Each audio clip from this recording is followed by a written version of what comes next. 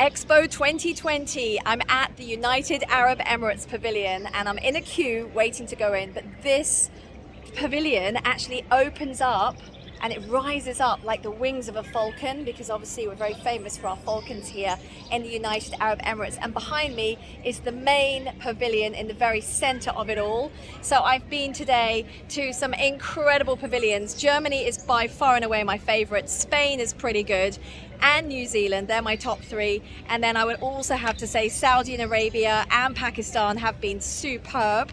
I've also seen many other pavilions, but those are my favorite for today. And being a vegan, I was especially excited to find in the sustainability pavilion that everything was vegan. All the food was vegan, and there are even some bars on the top so you can have a nice glass of wine. So just checking out a couple of secrets for you here on my second video of Expo 2020.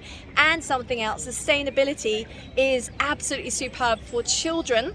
There are inside and outside children's areas for them to keep amused at any age and any level. So that is my update, and I'm now looking forward to very much going in my host country, my resident country, the United Arab Emirates Pavilion here. I'm just in a queue and I think it's going to be about 5 minutes, but it's sunset, the weather's cooling down.